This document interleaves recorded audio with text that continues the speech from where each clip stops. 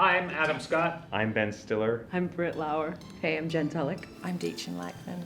Tramell Tillman. Dan Erickson. And we're here to answer your burning questions for BuzzFeed from season 1 of Severance.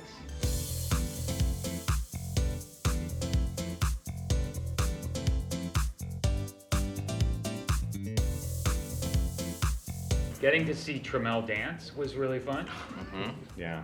A chicken walked onto our set one day and spent the afternoon hanging out in the office. By accident? What? It showed up near the garbage dumpster outside of the stage in the Bronx. And it was like a lone chicken. The Bronx chicken. It was very friendly. It was like sitting Yeah. on the sound guy's shoulder. Yeah. A set pet. I love filming the kind eye scene with Adam because it was the first time in that season that I broke character. He made me laugh. He got me.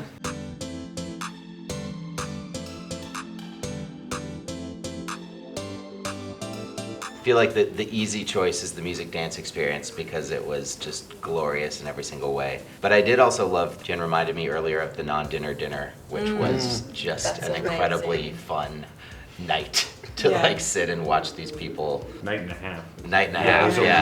enact this just ridiculous event. And such an incredible group of actors. Those Yeah. people, they were rad. One of the things that I really valued being a part of this was the fact that we were able to do what we did in the midst of a pandemic. You know, we had so many people that were on board to help push this forward and create some really beautiful art.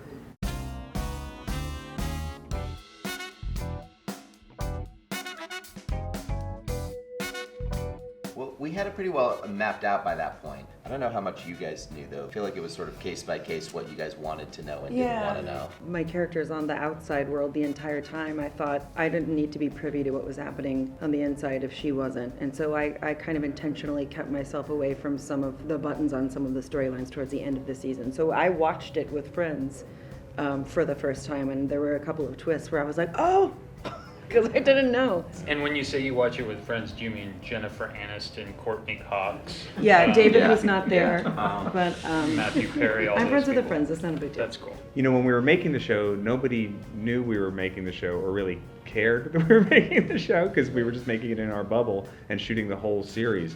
So it was kind of like they weren't like big, like this, you know, the twists and turns were like, okay, well, hopefully people will think this is cool, but nobody really, you know, the show didn't really exist for anybody except for us making it, and we were doing it for about a year and a half altogether. So it was after a while, I was like, I wonder if anybody's even gonna watch this. I remember like a month and a half after we started airing, talking to Ben on the phone, and we were just sort of like, can you believe people care now about these big things, these big Or just to plot hear twists? like I was saying like innie and outie for like 2 Yeah.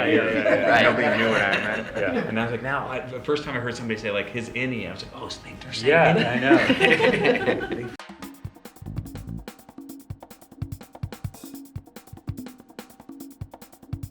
I sort of thought of it as the duality of a single person. So the ego versus the id. The innie is kind of this raw material that hasn't been affected by years of memories and the stories that we tell ourselves. And my outie is much more seen in a presentational scenario, so she's much more aware that other people are looking at her, whereas innie Helly doesn't really care what anyone thinks. So she's got that like teenage angst. So I sort of tapped into the rebellion of being a teenager.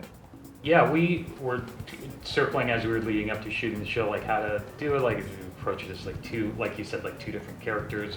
And I remember Ben telling me a story about visiting Michael Keaton on the set of Multiplicity, I think, and seeing that he had like a chart, like a whiteboard or something with like charts, because he played like 7 different versions of the same character in that movie. So he had a chart with like a diagram of where each version of the character was at a different point in the story. That's the only time I ever met Michael Keaton. Yeah. I do have a Helly kind of graphic novel that I drew out pictures on my wall so that I knew, because we were shooting kind of out of order. Yeah. And I drew little pictures of like Helly's action scenes so I could go, oh, I've smashed through a window here, and then I ran down the hallway. Just publish that. No, I saw that. It's pretty cool. I think whatever level of difficulty you think it might be for actors to do this, it was compounded by the fact that we were shooting the episodes out of order too, And like a movie, we weren't shooting episode by episode, but we'd shoot pieces of episode across the 9 or 10 months that we were shooting. So they had to sometimes on one day do parts of episodes from, you know, like 3 or 4 different episodes, and have to be jumping around and where they were and innie or outie. So it was really, really, I think, very challenging for you guys.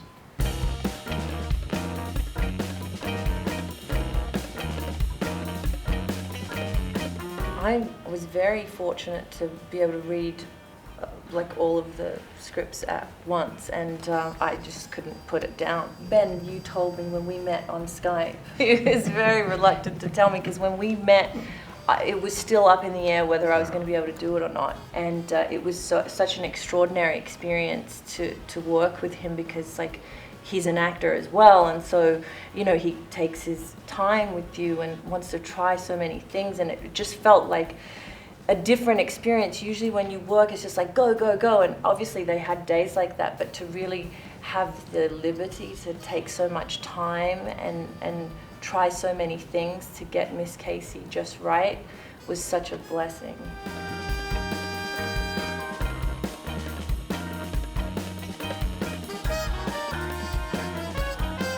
I can't quite describe what it's like to walk into a room where there's like 54 images of you spinning on giant cubes.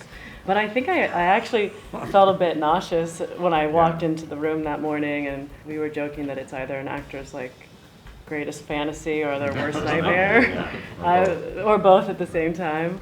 So yeah, I was kind of using that shock, that literal shock of seeing myself so much in the.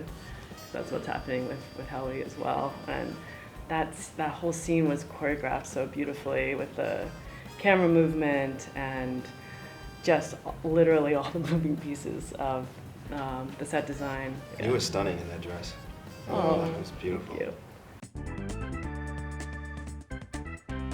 It was amazing. I think I was physically trembling to the point where I was trying to steady my own leg under the table in the scene, and I was like, just use it, Tullock, don't be weird. She's just such a brilliant artist. No 2 takes felt the same. She's incredibly generous. She listens, and she's also just a badass gal. So I really felt very lucky that I got to be in any scenes with her at all. It was a long process, like we saw a lot of people. It was something that, you know, each of the characters, Ben and I had already discussed a lot in depth and already had some very specific ideas, but also really wanted to be surprised and wanted to sort of discover stuff that we didn't know about these characters via the performer. So it's weird and vulnerable and beautiful to have somebody who's lived in your head for years, it was years at that point, suddenly become real and become fleshed out. This improved version of this character that you've been thinking of. It was pretty surreal.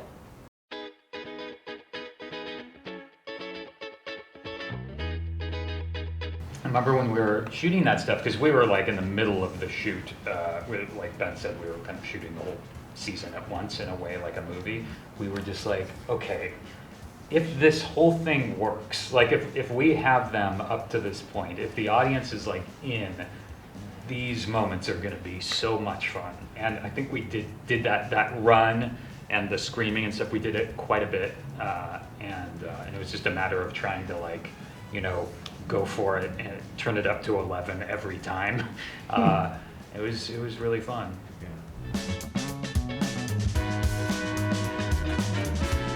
My theory is that all the characters are slowly turning into goats, and that then at the end of the series they're all going to be sent back in time. So the goats that we're seeing in season 1 are actually like future Mark and Helly and everybody. It's a theory. I don't know if it's true or not. Thank you. Thanks for having us, and go check out Severance on Apple TV+.